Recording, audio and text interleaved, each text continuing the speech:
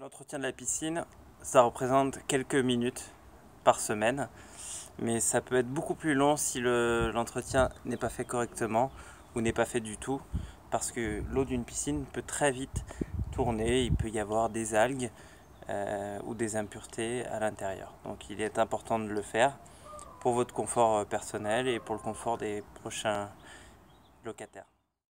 Bonjour à tous et bienvenue. Une petite vidéo pour vous montrer comment utiliser la piscine et la nettoyer. Donc, comme vous pouvez constater, parfois il y a des petites saletés qui se déposent au fond de la piscine avec le vent ou un orage, etc. Donc il est nécessaire de nettoyer la piscine. Pour cela, vous avez tout ce qu'il faut avec cette perche qui est télescopique. Donc il suffit de dévisser. Voilà, les embouts et de l'agrandir pour pouvoir utiliser la perche. Plutôt un homme de l'utiliser parce que comme vous pouvez voir, c'est pas si simple que ça à agrandir. Voilà. Vous avez une petite épuisette pour ramasser les feuilles en surface ou au fond de l'eau.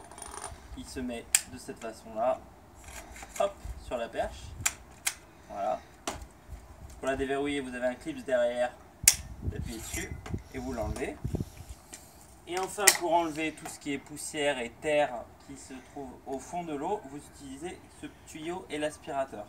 Alors très important, je vous montre comment faire. Donc ça, le branchement il est très simple.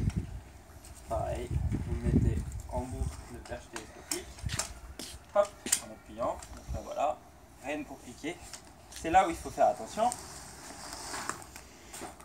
Je laisse positionner la perche dans l'eau, comme ceci. Et ce qui est très important, c'est de mettre le tuyau de cette façon-là dans l'eau. Pourquoi de cette façon-là? Tout simplement pour pas qu'il n'y ait d'air dans le tuyau et que la pompe puisse s'amorcer correctement. S'il y a de l'air dans le tuyau, la pompe va s'arrêter.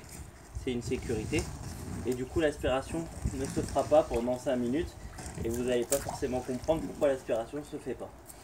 Donc vous l'intégrez dans l'eau, comme ça, bien à la verticale, de cette façon là. Et vous voyez, quand c'est bien fait, l'eau remonte en surface ici. Voilà. Et ensuite vous allez me dire, où est-ce que je branche le tuyau? Très simple, vous le branchez au niveau de la butte d'évacuation, si le caméraman peut se rapprocher.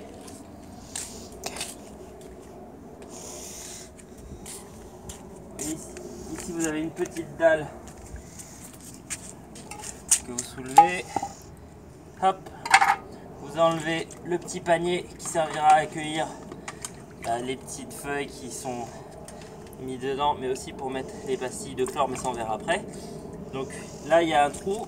Vous positionnez le tuyau juste sur le trou, l'aspiration va s'occuper de faire le joint correctement. Et là vous voyez, ça aspire. Et vous pouvez très tranquillement passer la petite perche sur les impuretés.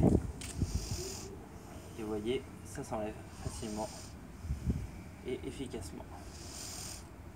Donc voilà pour le nettoyage de la piscine. Pour le bon fonctionnement de la piscine, il faut mettre ce qu'on appelle des galets de chlore ou des galets multifonctions. Donc vous avez voilà, désinfection longue durée, traitement en 5 en 1 ou galets multifonctions, ça dépend le seau que je vais acheter, mais peu importe. Donc vous mettez un galet par semaine. Donc c'est pas voilà, ça, un galet par semaine, vous le mettez là-dedans. Dans le fameux petit panier.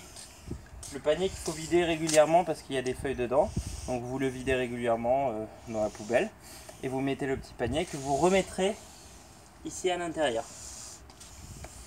Voilà.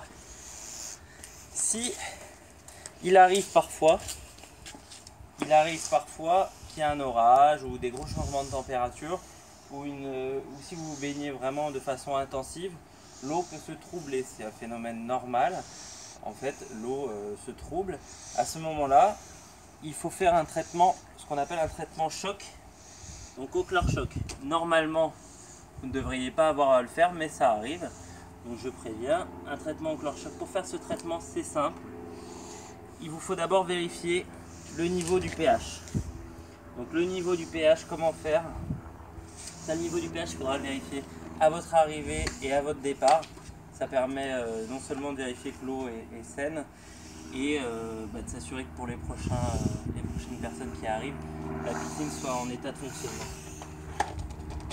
Donc pour vérifier le pH et le chlore, vous avez juste ces petits tubes avec des couleurs, pas forcément évident à discerner, mais l'important c'est pas d'avoir une grande précision, c'est d'observer la tendance de la couleur.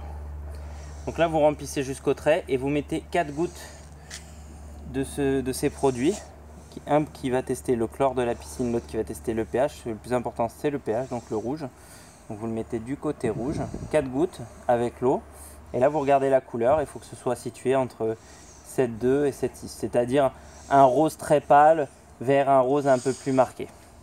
Voilà, une fois que vous avez ce bon dosage, vous pouvez traiter au chlore-choc. Mais si vous n'avez pas ce bon dosage, il vous faudra rajouter soit du pH+, donc pH+, vous le rajoutez si le pH est trop faible, vous rajoutez un peu de pH+. Si le pH est trop élevé, vous rajoutez du pH-. Donc vous remplissez ce petit récipient de pH+ ou de pH- et vous refaites le test du pH, et comme ça vous allez pouvoir réguler. Il faut à peu près 1 heure entre chaque test, mais normalement si vous le faites de façon correcte à votre arrivée, il n'y a pas besoin de le faire. Et tu le mets où? Et vous mettez le produit à l'intérieur et ça vous le jetez dans la piscine. Comme ça se régule tout seul. Une fois que le pH est bien stable, il peut être bien stable dès le début, hein, mais une fois que le pH est stable, vous pouvez faire votre traitement au chlore-choc, toujours si l'eau est troublée. Donc ce traitement au chlore-choc est marqué sur la boîte. Il suffit de mettre 15 pastilles, toujours dans le petit panier. 15 pastilles de chlore-choc. Et là par contre, vous ne pourrez pas vous baigner pendant une journée, parce que c'est un traitement très agressif et il permet de tuer, de désinfecter tous les microbes. Donc ne vous baignez pas pendant 24 heures après le traitement au chlore-choc.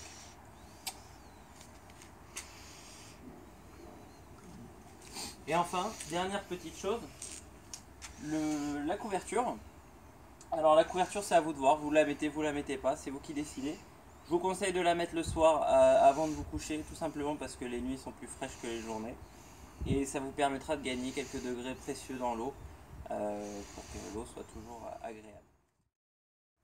Au niveau de la sécurité pour la piscine, vous avez une alarme qui permet, si un objet, un enfant, une personne tombe dans l'eau et que l'alarme est active et sans surveillance, l'alarme sonne. Je vais vous faire une démonstration, mais avant cela, il y a un portail qui grillage tout autour de la piscine. Ce n'est pas un portail qui est homologué pour la sécurité de la piscine. La seule chose qui est homologuée pour la sécurité de la piscine, c'est l'alarme. Donc il est obligatoire de mettre l'alarme quoi qu'il arrive. Donc je vous montre comment ça fonctionne. Vous avez une petite clé ici qui vient juste allumer l'alarme. Donc normalement, l'alarme est toujours allumée. Normalement, vous l'allumez à votre arrivée. Si vous avez 2 petits voyants, donc là avec le soleil vous ne verrez pas, mais ça permet de savoir si la piscine est en mode baignade ou en mode non baignade. Pour se mettre en mode baignade, vous avez le petit aimant rouge que vous positionnez là où il y a un petit aimant sur l'alarme. Donc vous positionnez cet aimant et la piscine va faire un bruit normalement. Voilà. Là, il vient de signaler qu'il est en mode baignade. Donc vous êtes en mode baignade, vous pouvez vous baigner. Il n'y a pas de souci. Voilà. La piscine se met automatiquement en mode non baignade au bout de quelques minutes. Si vous oubliez de l'activer, ça permet plus de sécurité. Voilà. Donc pensez bien à mettre l'alarme tout le temps. Un petit conseil quand même. Vous la déconnectez avant de vous coucher, surtout s'il y a du vent, parce que c'est une alarme très sensible et vous n'avez pas envie de réveiller tout le quartier la nuit. Et la clé? Voilà, la clé vous sera mise dans le petit classeur Airbnb ou, parce que moi c'est ce que je fais habituellement et peut-être les gens le feront aussi, fonctionne ici. Vous avez un petit clou. Voilà, ça permet de l'avoir toujours à proximité.